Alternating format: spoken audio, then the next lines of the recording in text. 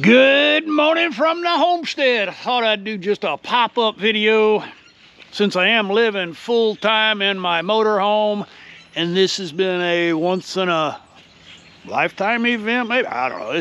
It's been record-setting low temperatures here in East Texas, and I'm living full-time. So right now, we're 11 degrees. Wind chill is single digit. Well, it's actually sub-zero. It's really, really cold. So I thought I'd share with you how I survived the cold weather. I learned last cold drop, if I could block the wind from hitting the coach as much as possible, it really makes a difference. So I have my windbreak tarps up.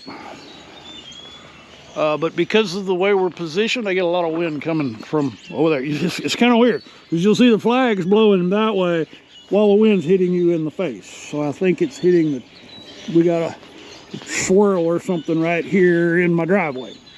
Talk about keeping this functional in the super cold temperatures. How am I surviving in here? I've made a few adaptations. Is a good word.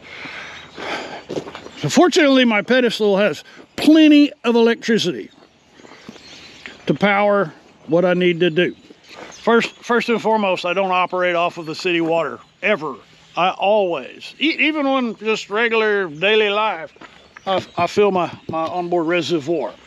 That way I don't have to worry about a heated hose from the faucet, and I still have water on board. I learned last winter that when you're camping in super cold temperatures, there's a water line that runs across here that will freeze.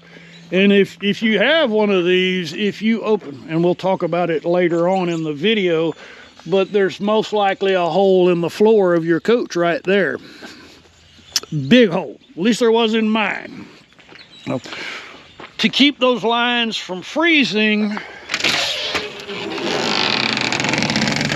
I have a heater blowing through here that it fills that compartment, and I'll talk about that when we get inside. But this has been a game changer for me to keep the water flowing. So now we'll go inside and I'll show you what I'm doing in there.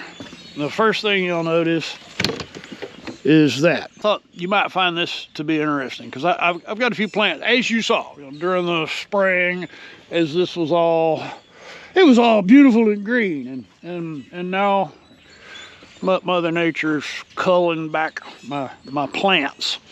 But I had a few that were, after the last freeze, they were shocked.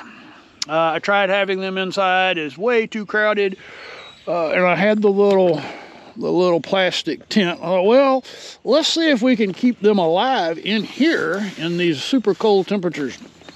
And you can see we're frosted up because I have some heat.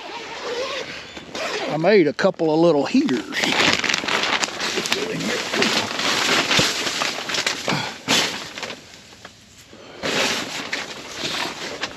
It seems to be warm in here. So the heaters are actually, let me open that up and you'll see. You can see we've got a flame in there.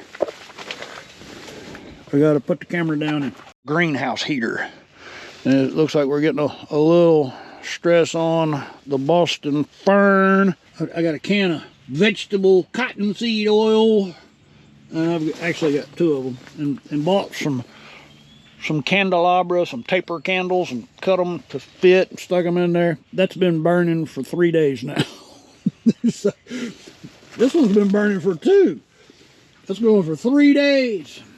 And it's radiating, I think, just enough heat to keep it above freezing in here. I shot this openings footage previously, and then I deleted it. So now we're gonna jump to the footage that I shot inside previously. If you're camping in the cold, I think this is one of the best investments. And if you have the problem with the Japanese lady beetles, helps with, keeps them out too. It's about to get really, really, really cold. We're setting records here in Texas with cold. Don't talk to me about global warming. We're freezing here, or we're about to be. It's like 75 degrees outside right now. Tomorrow, this time, it's supposed to be in the teens. This is gonna like a rock. And as you know, I live in a motorhome full time right now. So I'm having to make some preparations. And first, you'll notice I don't have a cab. I don't even have a bunk. I found during the day when the sun is shining, this is a terrarium and it raises the temperature in here dramatically. It was like 90 degrees in here when I got back from running my errands. When the cold wind is blowing, the coldest place. The cold just radiates off of that front cap, and it's all glass and none of it's insulated. So I blocked that off and it helps. I don't use my propane furnace because I have a Dr. Heat infrared and ceramic heater that actually has a little humidifier on it. It's just enough humidity to keep me from cracking. And then I have the oil radiator. And I'm surprised at how well that works. That thing just sits there, pumps out heat. On the bed, I have a heated mattress pad and a wool blanket. And then when I'm sitting in here editing and it's cold, I have a blanket there. I cover all the windows with the little cheap blankets. That really makes a huge difference. So the one little heater that I showed you in the big side compartment, which used to be the kitchen, which now is my hobby room, that all is open under the back. That's where the plumbing runs. It runs from under there all the way. So that's a completely open chase. If you will recall, when I rebuilt this little bulkhead, that's where the hole was. That big 4-inch, 6-inch hole, it was right there. So I shouldn't have any problems. It's only 2 nights, 48 hours. Hopefully we'll have a drywall crew show up tomorrow and we can talk about that. Okay, so that's how I am surviving in this weather. I mean, my water, check out the pond. This is a rare thing. My little pond pump is frozen solid. My little waterfall pump. The big pump is still keeping the water flowing.